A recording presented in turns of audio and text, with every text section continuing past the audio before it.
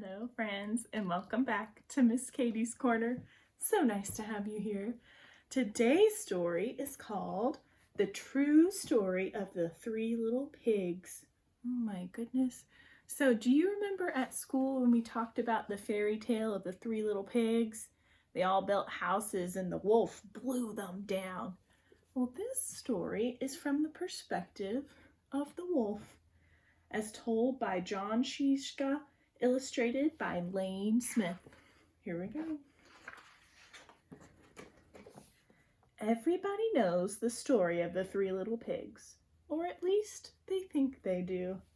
But I'll let you in on a little secret. Nobody knows the real story because nobody has ever heard my side of the story. I'm the wolf, Alexander T. Wolf. You can call me Al. I don't know how this whole big bad wolf thing got started, but it's all wrong. Maybe it's because of our diet. Hey, it's not my fault that wolves eat cute little animals like bunnies and sheep and pigs. That's just the way we are. If cheeseburgers were cute, folks would probably think you were big and bad too. A big old cheeseburger.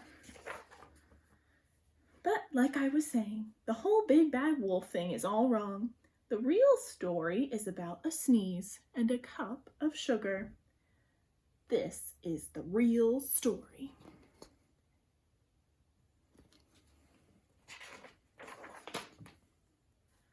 Way back in Once Upon a Time, I was making a birthday cake for my dear old granny. I had a terrible sneezing cold.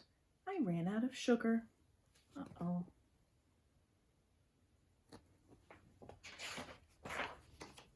So I walked down the street to ask my neighbor for a cup of sugar.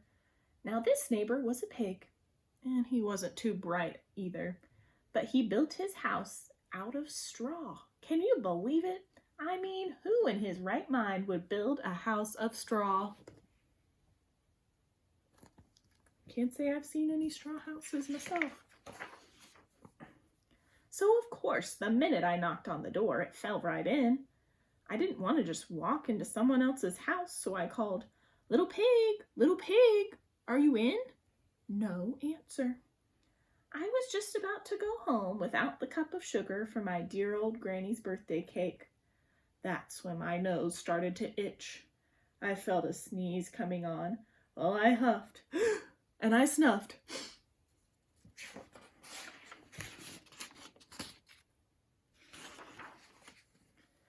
And I sneezed a great sneeze. Achoo! Oh my goodness, what happened to the straw house? And you know what? That whole darn straw house fell down, and right in the middle of that pile of straw was the first little pig, dead as a doornail. He had been home the whole time. It seemed like a shame to leave a perfectly good ham dinner lying there in the straw, so I ate it up. Think of it as a big cheeseburger just lying there. Here goes the first pig. I was feeling a little better, but I still didn't have my cup of sugar, so I went to the next neighbor's house. This neighbor was the first little pig's brother.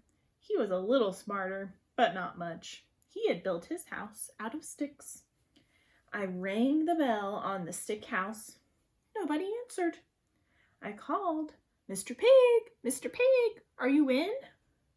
He yelled back, go away, wolf. You can't come in. I'm shaving the hairs on my chinny chin chin.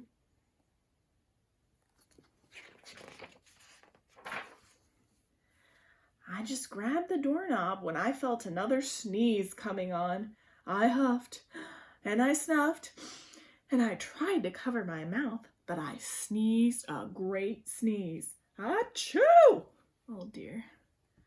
And you're not going to believe it, but this guy's house fell down just like his brother's. When the dust cleared, there was a second little pig, dead as a doornail. Wolf's honor.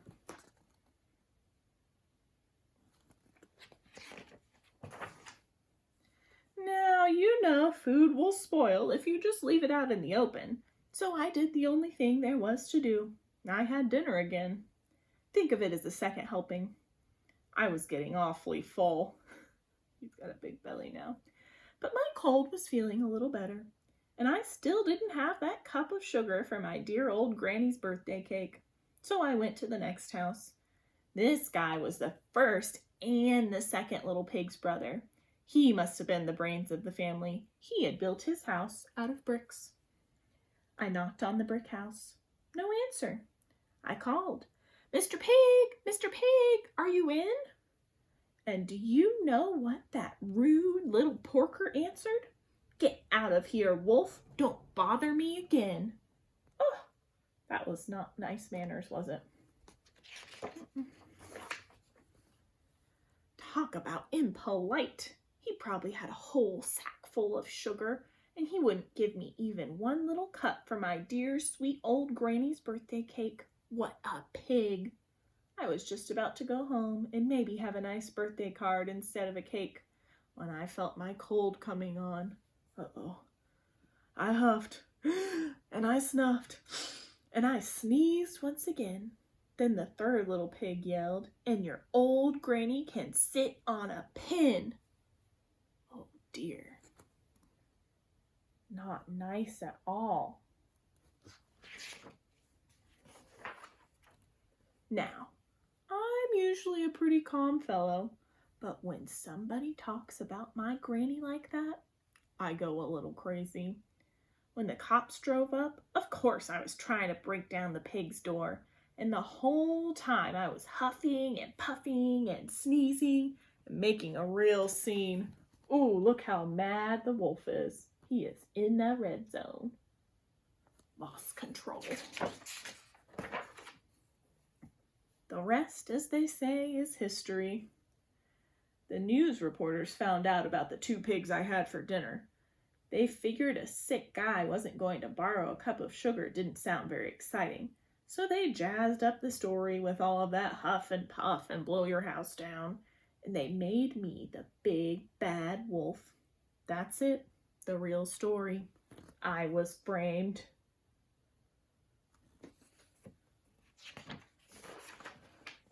But maybe you could loan me a cup of sugar?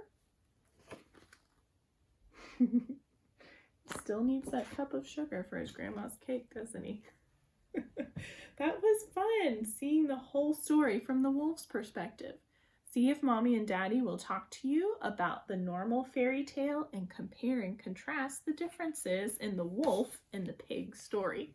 Until next time, friends. Bye!